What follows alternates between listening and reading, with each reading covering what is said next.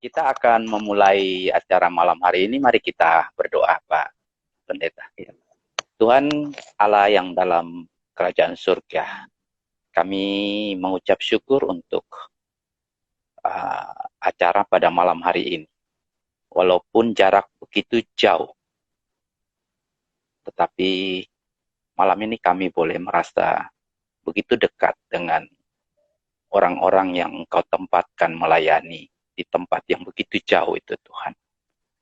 Sertai setiap pembicaraan kami, biarlah pembicaraan ini boleh menjadi berkat juga bagi setiap mereka yang mendengar, mereka yang turut serta dalam mengikuti acara malam hari ini.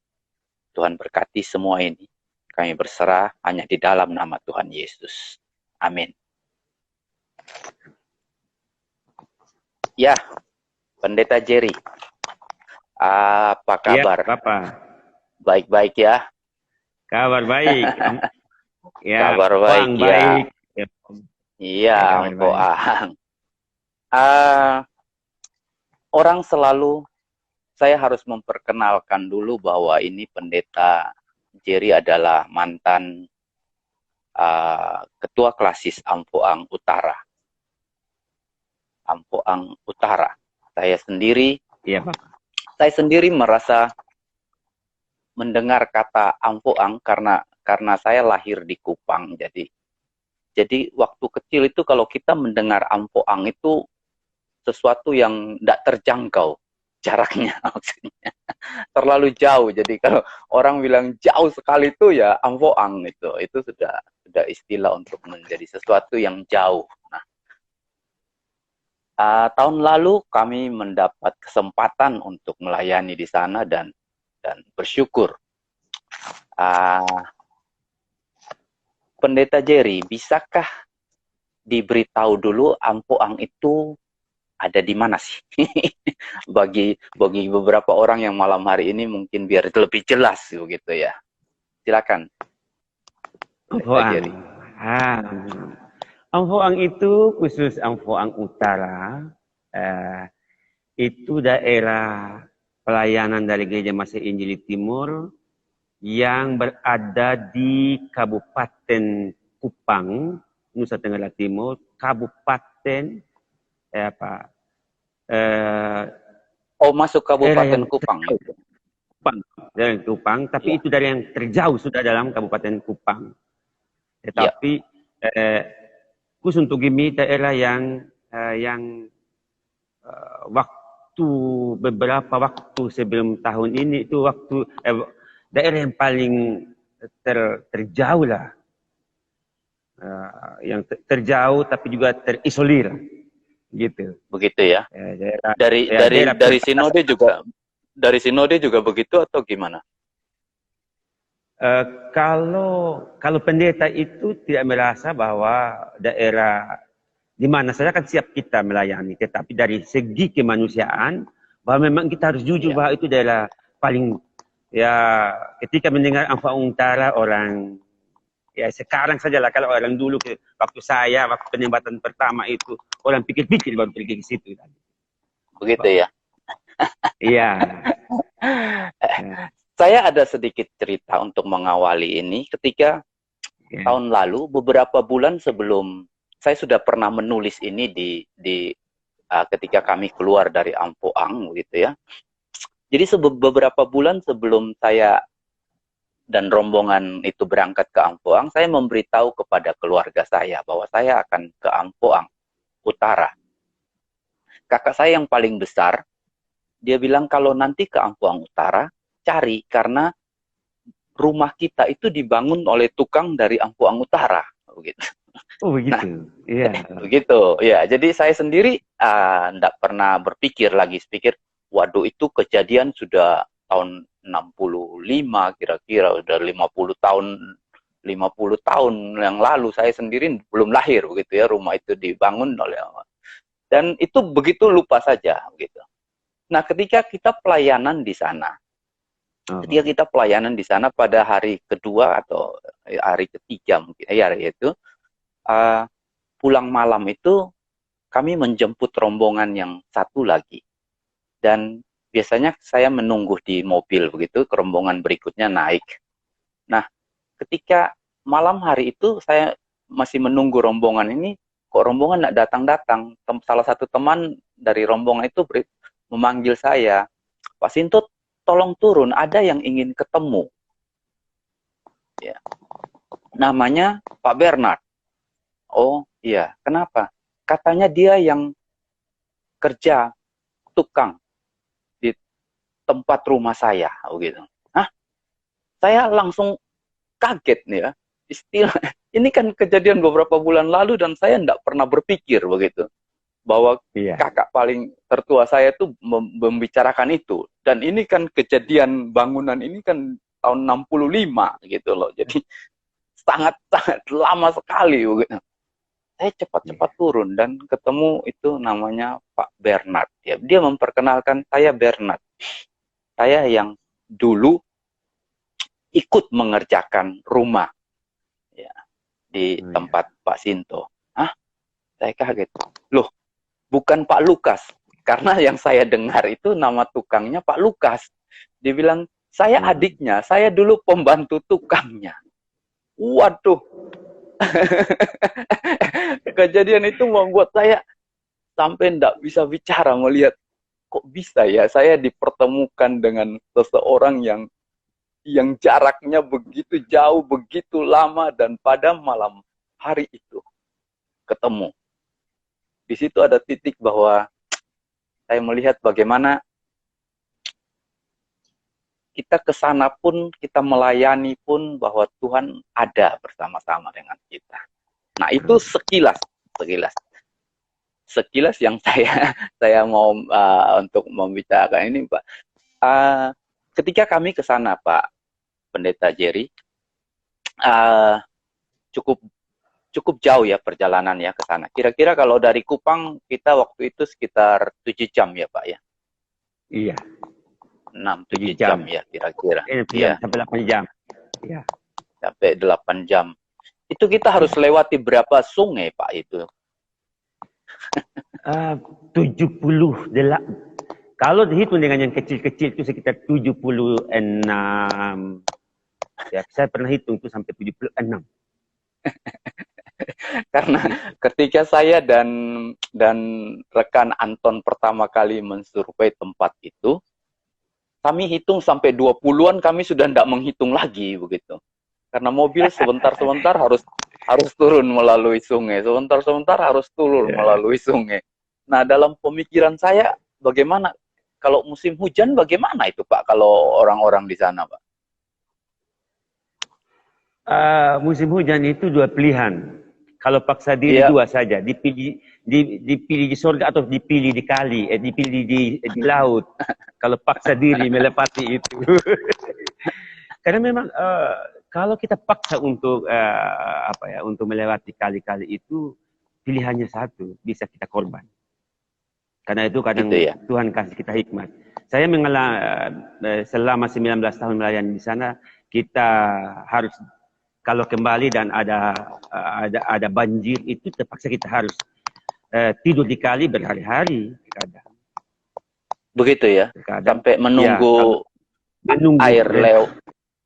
air kering gitu, air berkurang sudah bisa dilewati begitu ya. Itu berarti putus sama sekali transportasinya. Itu putus sama sekali. Khusus itu jalur Pantura putus sama sekali. Tidak bisa lewati karena memang tidak ada jalan lain. Satu saja jalannya. Kita harus berani bersahabat dengan alam. Kalau tidak ya korban. Gitu ya. Ya. Pak Jerry 19 tahun di sana ya, Pak, di Angkuang Utara.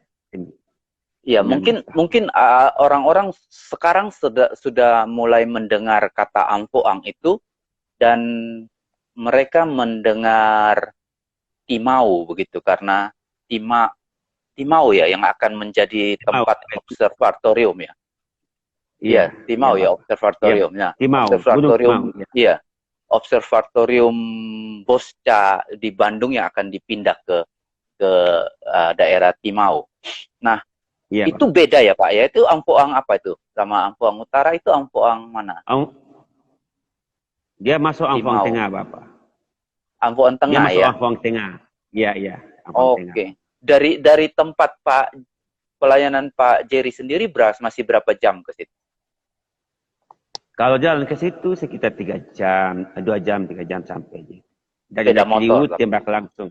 Ya, dia motor. Sepeda motor. Kalau jalan Oke. kaki, sepeda motor. Kalau jalan kaki ya setengah hari. Kalau sama Itu, mobil sudah bisa ada jalan tembusnya, Pak. Sudah bisa. bisa, Bapak. Karena program baru tahun ini, tahun lalu, programnya Pak Gubernur itu jalannya sudah aspal sampai di Lelogama. Dan Itu sudah ya. dari Lelogama ke tempat observatorium itu sudah ada pengerasan. Iya. Jadi mungkin orang-orang berpikir, saya juga awal mendengar bahwa observatorium akan dibangun di Ampoang Tengah itu ya, bukan Ampoang Utara, Ampoang Tengah itu Iya. kenapa begitu ya? Tapi ketika kami sampai ke tempatnya Pak Jerry, baru saya dan teman-teman itu tahu karena salah satu kita baca syarat-syarat suatu tempat menjadi tempat observatorium itu bahwa tingkat keberadaan awan yang harus seminim mungkin. Dan ketika kita di Ampoang Utara, malam itu, setiap malam, kita selalu bisa melihat ke langit dan bintangnya itu, waduh, Luar biasa. bukan main, luar biasa. Luar biasa. Hampir semua, iya, Pak. kalau orang yang menyukai belajar perbintangan, pasti, wah, itu. Orang yang belajar fotografi tahu bahwa Milky Way itu seperti apa. Dan itu bisa dilihat mata telanjang. Saya harus beritahu teman-teman, kami melihat Milky Way itu dengan mata telanjang, langsung melihat itu. Jadi bukan dengan harus memakai kamera dan lain-lain. Itu bisa dilihat langsung di situ. Itu untuk orang fotografi sangat luar biasa untuk hal begitu. Pak Jerry, Iya, Bapak. ketika kami di sana, kami cuma dapat melayani 3 kali 2, 6 titik ya. 6 titik. Ya. Iya, Bapak. 6 titik. Di sana sebenarnya ada berapa jemaat dan mata jemaat? Di situ sebenarnya ada 22 jemaat dan 30 mata jemaat sebenarnya. 30 mata jemaat. Dengan pendeta? Ya.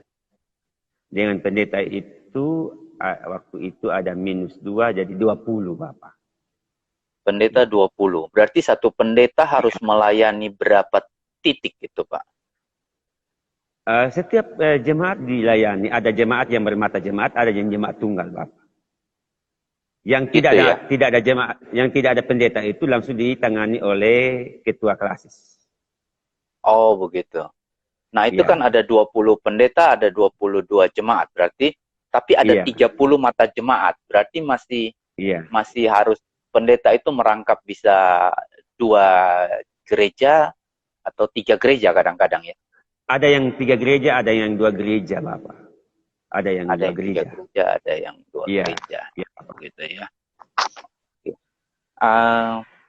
Pak, bisa menceritakan apa sih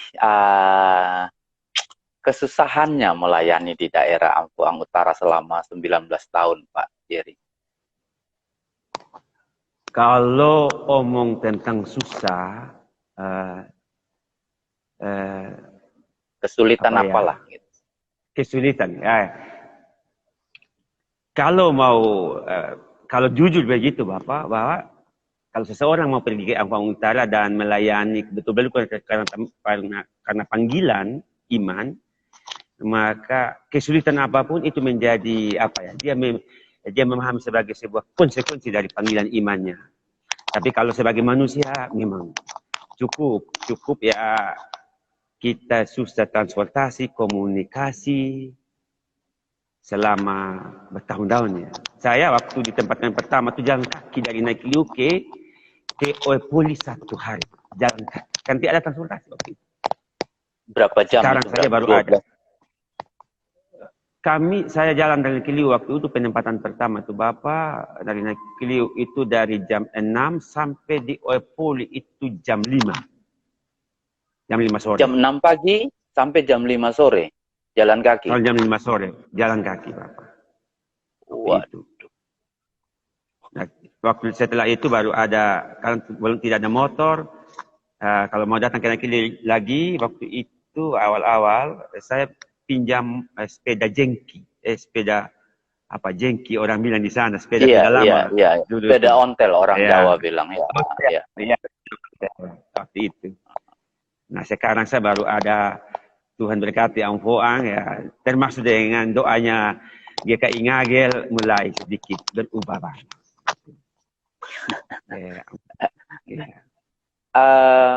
Apakah banyak lembaga yang datang mau melayani ke sana? Selama Bapak menjadi pelayanan di sana 19 tahun. Saya sangat bersukacita karena GKI Ngagel begitu luar biasa, gereja pertama yang bersedia menyapa kami, mendatangi kami di daerah yang begitu terisolir. Dan satu-satunya gereja dari luar yang baru pertama kali menyapa kami adalah GKI Ngagel. Karena itu saya bersyukur kepada Tuhan, satu-satunya lembaga gereja yang berani menyapa dan mengunjungi kami ke Amfoang itu hanya baru GKI Ngagel. Belum ada selama ini yang berani. Karena mungkin selama beta menjadi pendeta di sana belum ada dari gereja luar. Itu karena mungkin sulit dijangkau atau orang tidak tahu di mana lokasinya ya. Saya menurut Pak Pendeta kenapa? Ketika orang ngomong tentang dengar tentang Amfoang itu, orang selalu berpikir bahwa itu daerah yang susah komunikasi transportasinya. Karena itu ada semacam perasaan kecut juga dari orang mau pergi berkunjung seperti itu, sepertinya. Karena itu daerah-daerah yang terisolir, dianggap sebagai daerah yang terlalu jauh dari jangkauan. Gitu. Dan karena itu saya bilang tadi, saya punya kebanggaan tersendiri kepada GKI Ngagel yang berani, yang pernah menyapa, datang mengunjungi kami. Satu-satunya lembaga pertama gereja pertama yang pergi mengunjungi kami, GKI Ngagel. Itu ya. Padahal Bapak, kami juga merasa ketika itu bahwa kami seperti awalnya seperti tidak diterima begitu ya. Apa mereka mencurigai kami bermaksud apa-apa untuk ketika kami datang menyapa teman-teman di Ampoang Utara begitu. Kalau jemaatnya sebenarnya tidak menjadi soal. Yang metanya adalah perspektif dari pelayan-pelayan itu. Mungkin pendeta-pendetanya yang ketika awalnya ada komunikasi dengan Bapak, saya ambil dalam rapat, sepertinya dingin-dingin mereka. Baik gitu. Tidak berani mengambil, saya tidak tahu perspektif mereka apa gitu. Tetapi yang saya tangkap bahwa mereka belum berpikir yang kemungkinan pikiran mereka ada sesuatu yang saya sendiri tidak bisa baca. Tetapi bagi saya ini sebuah berkat yang luar biasa. Kenapa kau tolak hamba-hamba Tuhan yang datang dari sana? Jadi mindset kita, mindset seseorang itu menurut kita, gitu Bapak. Karena itu mungkin Bapak Sinto bisa membaca ketika sudah ada waktu itu ke sana. Ya. Tapi ketika Bapak hadir bersama dengan teman-teman dan beberapa itu, ternyata ada perubahan mindset yang luar biasa. Ya, awal-awal itu saya juga orang Kupang bilang tatoa dengan beberapa hal gitu. Ya. Tapi ketika Bapak Sinto datang dengan kawan-kawan yang semua hamba Tuhan yang datang itu, ada begitu banyak ya, perubahan mindset yang secepatnya terjadi gitu dari mereka. Gitu. Iya. Apakah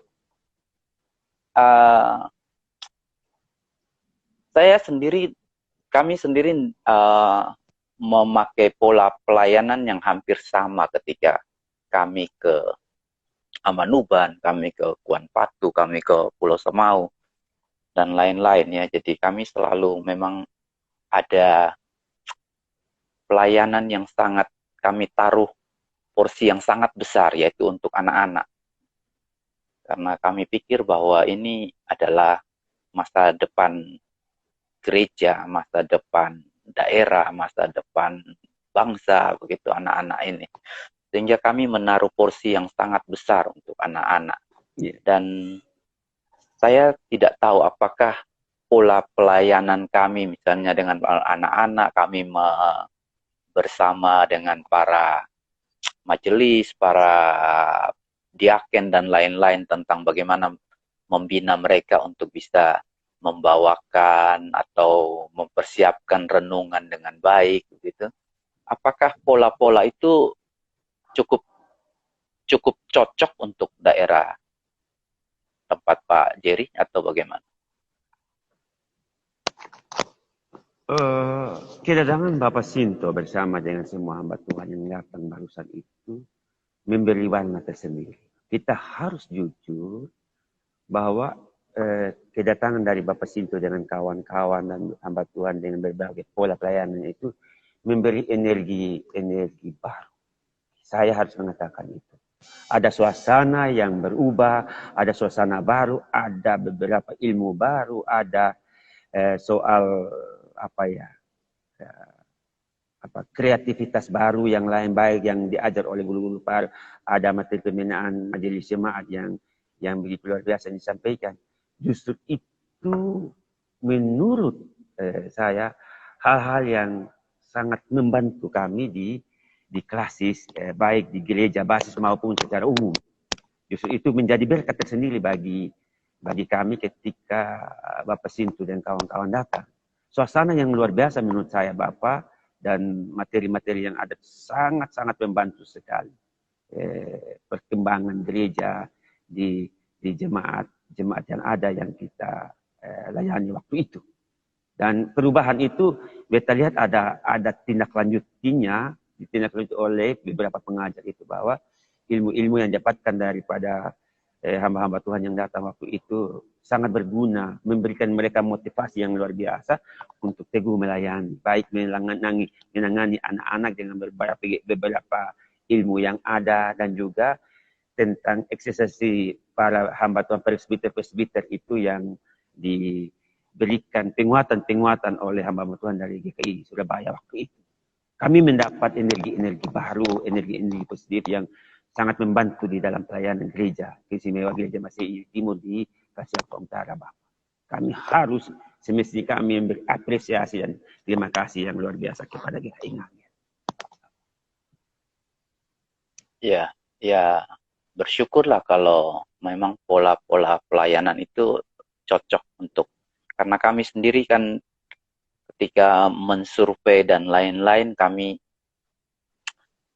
ya mengambil kira-kira lah pola yang pernah kami jalani seperti apa. Kalau itu cocok, ya mungkin kami bisa memakai juga untuk beberapa lokasi yang lain. Untuk Angfoang sendiri ada berapa klasis ya Pak Jerry? Angfoang Utara, klasis Angfoang Utara, klasis Angfoang Selatan ya, atau apa ya? Ada dua saja Bapak. Khusus untuk Angfoang itu klasis hanya dua saja. Hanya dua, tapi klasis ini terdiri dari 6 kecamatan. Jadi satu klasis itu melayani untuk 3 kecamatan, Bapak. Klasis Angfoang Utara itu melayani klasis kecamatan Angfoang Timur, Angfoang Utara sendiri, dan Angfoang Barat Laut. Sedangkan klasis Angfoang Selatan itu dari pelayanannya mencakup klasis kecamatan Angfoang Tengah, Angfoang Selatan, dan Angfoang Barat Daya. Itu, Bang. Itu Angfoang Utara itu berbatasan dengan Kabupaten Belu ya, atau apa ya? Malaka ya? Kelas yang Amfang Utara itu sendiri berbatasan dengan negara Timor Leste, Oke. dengan Oh, di Kabupaten Timur Tengah Selatan, utara. Kabupaten Timur Tengah Utara. Jadi perbatasan dengan tiga daerah, yaitu Timor Leste, TTU dan TTS, Bapak. Selama ini perhatian pemerintah daerah seperti apa ya, Pak? Kalau misalnya melihat begitu susahnya prasarana menuju ke sana, apakah ada perbaikan-perbaikan pemerintah daerah untuk itu atau bagaimana? Setelah Bapak GKI Ngagel berkunjung ke sana, mulai dari tahun kemarin itu Bapak, Amfang Utara itu ada begitu berubah. Karena ada perhatian yang luar biasa dari gubernur. Dan sekarang jalan-jalannya sudah diperbaiki, dan kemarin saya baru pulang saja. Saya baru sampai kemarin hari kemarin itu dari Amfang Utara, karena ada panggilan pelayanan, ada pelayanan di sana, undangan dari jemaat Amfang Utara. Jalan-jalannya kalau dari Kupang melalui Pantai Utara, pengerasannya sudah lewat itu jembatan Termanu. Pengerasan sudah lewat, dan lagi sedikit sudah jalannya dengan aman. Jembatan yang paling berbahaya itu. Iya. Tinggal Nah, jembatannya saja. Jembatan Termanu itu mungkin yang lain belum kira-kira belum tahu ya. Ketika pertama kali kita sampai dan bersama tim itu, saya memang sengaja diam gitu ya ketika bus kami melewati jembatan itu. Saya tidak memberitahu teman-teman tentang keadaan jembatan itu. Jadi ketika kami melewati sampai di ujung, saya minta sopir, saya bilang berhenti, kami mau turun sebentar. Dan saya mengajak teman-teman untuk turun, begitu ya. Ayo kita lihat jembatan yang baru kita lewati ini. Ya mungkin bagi yang lain cuma jembatan, begitu ya, ada apa. Nah begitu mereka turun, mereka lewat jembatan yang miring ke kiri, miring ke kanan, miring ke kiri, tetapi ya, kita melewatinya dan mulai ada rasa, waduh, kita masih bisa pulang nggak? Melewati jembatan itu. Jadi ketika kita keluar kembali, seminggu kemudian kita balik, semua minta turun di sebelum menyeberang jembatan itu. Jadi mereka turun dan berjalan duluan, baru melihat bagaimana mobil kalau melewati jembatan itu. Baru terasa bahwa wah, sampai Ibu Tuti sudah nulis ini jembatan uji nyali di sini. Nah, jembatan yang miring-miring itu ndak ada rencana untuk perbaikan atau bagaimana, Pak? Karena sekarang saya melihat itu semacam menjadi objek wisata dalam tanda kutip. Orang-orang mulai pengen pergi melihat hal itu. Dan padahal semakin banyak kendaraan yang lewat, itu semakin berbahaya bagi jembatan itu. Bapak, keadaan jembatan itu terakhir itu Bapak, kami tidak lewat lagi. Saya tidak berani karena jembatan itu semakin parah. Papan-papannya sudah banyak yang jatuh, jadi karena itu ada lubang-lubang yang sangat berbahaya. Jadi kami, saya sudah 2 kali ke sana, pasca itu hilangnya itu semakin berkurangnya itu papan-papan. Kami memakai jalan alternatif lewat pinggir tebing itu. Sekarang kita sudah lewat situ karena kita tidak berani mengambil resiko. Karena jadi bisa jembatan kita sudah tidak jatuh. berani. Saya kemarin sendiri tidak berani mengambil resiko karena sangat berbahaya. Jadi jalan kami alternatif itu, jalan alternatif itu kalau musim hujan bisa dilewati. Itu tidak bisa.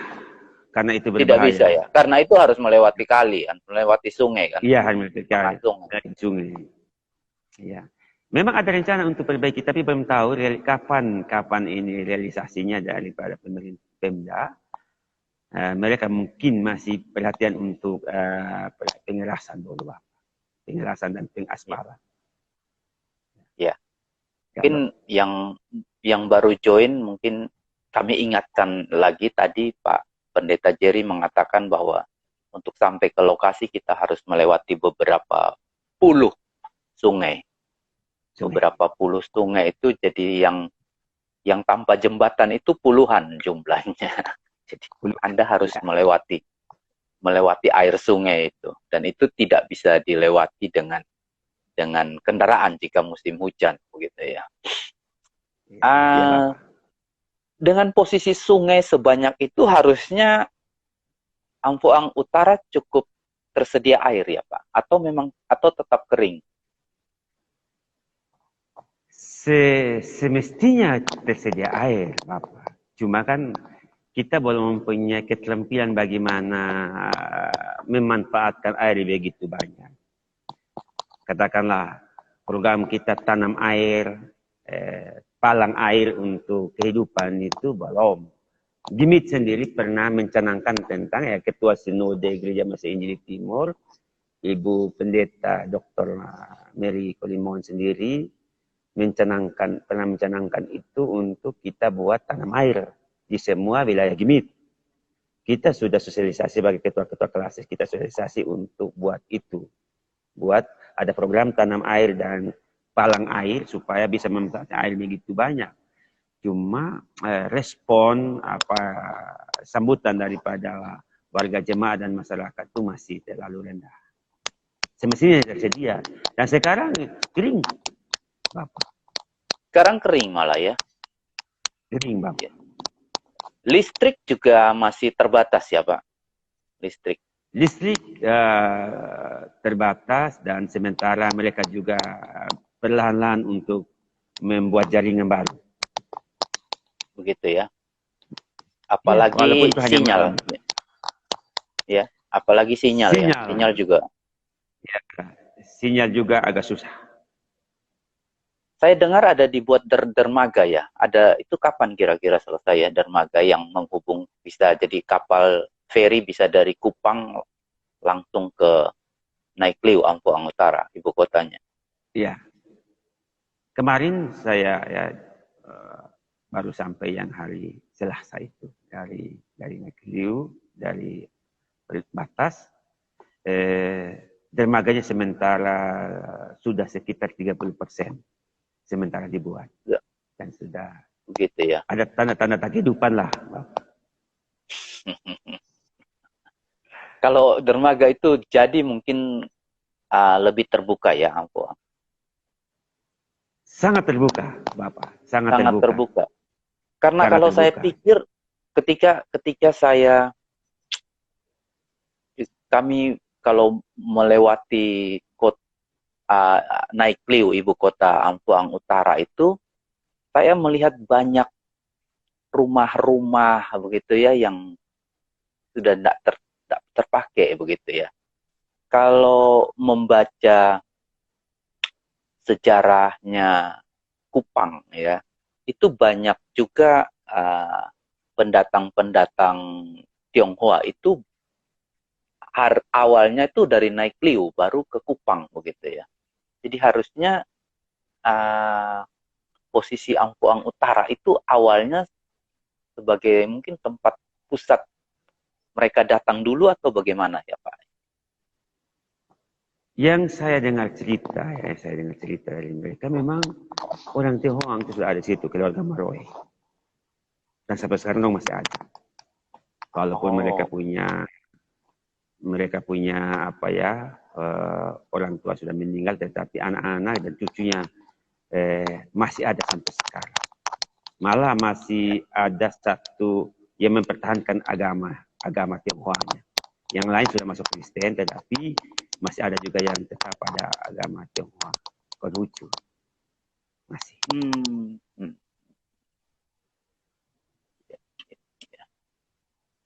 Nah, Pak Jerry, Ya, ini mungkin teman-teman yang ikuti acara ini boleh bertanya apa yang Anda ingin tahu, apa yang Anda ingin dapat informasi dari Pendeta Jerry. Anda silakan menulis pertanyaan itu biar kita bisa menanyakan ini juga kepada Pendeta Jerry. iya Bapak. Saya lihat sekarang memang cukup banyak perhatian dari pemerintah kabupaten untuk Ampoang ya. Jadi ada Bapak Wakil Bupati, Bapak Bupati sendiri juga saya lihat cukup perhatian ya. Uh, Iya. Hasil apa sih, hasil bumi apa sih yang ada di Ampoang Utara? Ini Om Okto sudah bergabung bersama kami juga. Iya. Eh, yang paling dominan itu ada madu asli, madu Ampong Utara. Madu asli ya, ya. Madu asli yang tidak pelosan lah gitu. Madu memang betul-betul asli. Yang Iya. kedua sapi, area sapi yang luar biasa di situ. Sapi yang bisa menggenjot perekonomian di sana. Dan memang hasil utama di sana masyarakat di sana itu dari sapi. Sapi itu yang paling gitu ya. besar lah. Iya, Bapak. Cuma Madu itu musiman. Karena saya lihat mungkin karena transportnya begitu jauh dan sulit, sehingga hasil-hasil bumi itu juga susah kalau mereka bawa ke Kupang misalnya untuk dijual dan lain-lainnya. Karena Iya. kalau saya mendengar cerita mereka mobil itu kan mobil umum, bus itu kan cuma sehari satu rate aja ya. Cuma pergi ke Kupang, besoknya Betul. lagi balik. Jadi tidak bisa sehari berapa rate gitu ya. Jadi cuma iya, sehari. Bapak. Makanya agak susah bagi hasil-hasil bumi itu bisa sampai ke sana ya. Di samping itu Bapak bukan saja susahnya, tapi harganya, harga transportasinya cukup mahal. Harga Sedangkan mereka bawa transportasinya cukup hasil mahal ya. cukup mahal, Bapak. Cukup mahal, jadi mereka mau bawa ke Kupang lebih baik di sana saja. Sebab belum tentu harga yang mereka produk yang mereka bawa bisa menutupi harga transportasi itu. Begitu. Jadi mereka juga hitung-hitung, Bapak. Karena memang transportasinya mahal sekali. Karena saya di Surabaya itu pernah membeli satu produk madu Ampoang. Waduh, harganya juga sudah, karena itu sudah dibuat oleh orang Jakarta, jadi harga yang cuma 200 apa 300 mililiter itu sudah harganya bisa 100, hampir 200.000 Pak. Padahal seingat saya di Ampoang sendiri 1 liter itu berapa? 80.000 ya? Apa berapa ya Pak? Ya sekitar gitu, Bapak. Sekitar begitu, 80.000 ya. Sampai Itu 1.000 ya. mili berarti ya. Kalau di sana itu cuma 300 mili dengan harga hampir 200.000, mereka orang Jakarta sudah memproduksi seperti itu. Ya mungkin ini menjadi tantangan tersendiri, apakah gereja mampu memberdayakan hal-hal seperti itu. Misalnya bekerja sama dengan beberapa orang atau beberapa gereja di Kupang yang bisa membantu menjualnya, mungkin harganya bisa lebih baik begitu ya Pak. Kita terus terang sama Bapak bahwa sebenarnya gereja itu bisa saja memfasilitasi, cuma memang kita keterbatasan dana untuk bisa, pertama keterbatasan dana, yang kedua juga keterbatasan soal SDM kita bagaimana mengelolanya dalam bentuk produk yang bisa yang nilai jualnya bisa bagus lah begitu Bapak. Itu selang saja di sana gitu. Jadi kebanyakan jemaat-jemaat menjual itu mereka langsung dari pohon vanitnya, pohon madunya dijual saja ke dirigen-dirigen tanpa diolah lagi menjadi produk yang lebih baik dengan kemasan yang lebih baik sehingga harganya bisa bersaing begitu. Soal skillnya dengan soal juga apalah dari segi kemampuan untuk menampung, membeli, mengelolanya di situ Pak. Itu kita punya keterbatasan. Pak, ini ada rekan dari jemaat Ngagel yang bertanya mata jemaat itu apa ya, Bapak? Biasanya untuk istilah sinode gemit. Mata jemaat itu adalah jemaat cabang dari jemaat pusat. Dan jemaat cabang itu, jemaat itu jemaat yang tidak mandiri. Dia masih menjadi jemaat yang berada di bawah kekuasaan, di bawah pemerintahan gereja dari pusat. Yang ketua majelis jemaatnya tetap satu pendeta. Jadi semacam pos PI begitu ya Pak, atau bakal jemaat begitu ya? Lebih daripada itu, karena itu mata jemaat itu sudah mempunyai, bisa mengelola keuangan, bisa mengelola pelayanan. Kalau pos pelayanan, pospel itu belum bisa dalam aturan GIMI itu belum bisa mengelola secara mandiri.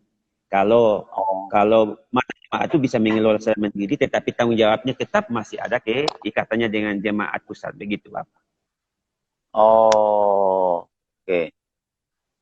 Nah, ada yang bertanya lagi, apa dampak pandemi terhadap jemaat di sana, terutama anak-anak sekolah minggu, Pak? Ibadahnya bagaimana mereka? Lagi memang pandemi COVID ini membuat semua pelayanan itu terhenti. Dan tidak berani mengambil risiko. Anak-anak untuk sementara, kemarin juga sementara pelayanan parnya itu mengalami stagnasi. Tidak terlalu jalan. Karena memang dampak itu. Dengan sekolah yang online, itu gimana ya Pak? Saya tidak bisa membayangkan untuk daerah-daerah seperti di sana yang sinyalnya hampir tidak pernah ada begitu. Itu bagaimana ya anak-anak itu bersekolah? Apalagi misalnya kalau di sini sudah bisa bergereja dengan online, tapi di sana dengan sinyal yang begitu sulit, apakah dilakukannya bagaimana, Aif? Mereka sekolah di rumah. Tugas orang tua itu yang menjemput soal di sekolah, lalu mereka mengerjakannya secara manual di rumah, lalu nanti orang tua lagi diantar ke sekolah. Tugas-tugas itu. Karena memang online agak susah, karena sana offline bukan online. Offline. Ya, susah, karena sinyalnya susah. Ada mungkin, tapi belum semua, tapi itu sudah. Mungkin di Kupang bisa, tetapi di Amfuang belum. Kemarin pengalamannya belum. Jadi orang tua yang mereka itu ambil soal, ambil soal lalu kerjakan di rumah secara manual lalu diantar pada hari yang ditentukan.